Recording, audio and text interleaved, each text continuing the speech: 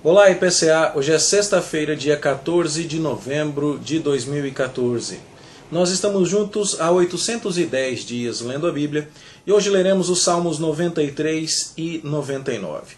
Se você esteve acompanhando nossos estudos de ontem e de anteontem, você viu que nós estivemos estudando, em particular no que se referiu ao Salmo 150, a estrutura do livro dos Salmos. E estivemos mostrando para você que estes hinos da história do povo de Israel foram compostos ao longo da história do povo, né? E é um período muito extenso, de cerca de 1000 anos, desde o êxodo do Egito até o retorno do cativeiro babilônico, desde os dias de Moisés até os dias de Esdras, são quase 1000 anos em números redondos. Então você tem aí, durante toda a história, canções sendo compostas e o povo respondendo a Deus em louvor, em adoração, em contrição, em confissão de pecados, em intercessão, né? Em angústia, e vários estados de alma são encontrados aqui ao longo de todo o saltério. Mas nós vimos que essas composições foram agrupadas de uma maneira muito lógica, fazendo sentido nos grupos tanto grandes quanto nos pequenos. No dia de ontem nós estivemos falando com você sobre a divisão do Saltério em 5 livros, em resposta ao Pentateuco, também em resposta à vida de Davi, não é? E hoje eu queria mostrar a você algumas das pequenas seções do livro. Nós vimos ontem também, no que se referiu ao Salmo 150, a seção dos cânticos de Aleluia. Na semana que vem nós vamos falar um pouco sobre os cânticos de romagem. Hoje eu queria mostrar para você os cânticos de Deus como Rei. Dos Salmos 93 a 100, nós vamos ver Deus sendo celebrado como Rei. Esse tema é um tema muito recorrente ao longo de toda a Escritura.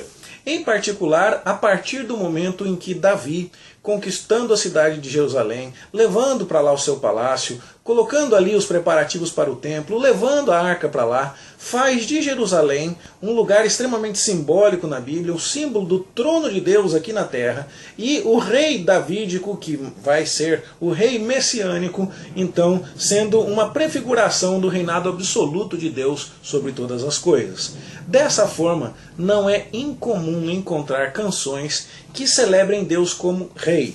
Aliás, você já estudou isso quando lemos o Salmo 96, que é transcrito em parte, ou melhor, o Salmo 96 totalmente transcrito, lá em 1 Crônicas, capítulo 16, versos 23 a 33, quando se fala da remoção da arca para Jerusalém por Davi.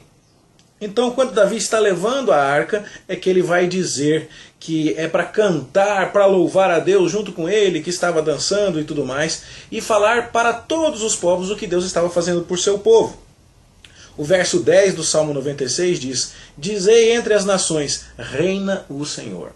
O Deus que está em Jerusalém, e agora tem um representante, o rei davídico ali, o trono para o escabelo dos seus pés, é o templo. Esse Deus é celebrado como rei. E a gente já viu que em parte da história você consegue inclusive relacionar alguns salmos com períodos específicos, como é o caso do Salmo 96, relacionado à chegada da arca em Jerusalém. Bom, se você vê como começa o Salmo 93, que é um dos textos que lemos hoje, você vê que ele começa dizendo que o Senhor reina, verso 1. O Salmo 94 é uma notável exceção aqui. Mas o Salmo 95, no verso 3, diz que Deus é o grande rei acima de todos os deuses. O Salmo 96, verso 10, já mencionamos, diz que reina o Senhor. Salmo 97, verso 1, reina o Senhor. Salmo 98, verso 6, o Senhor é rei.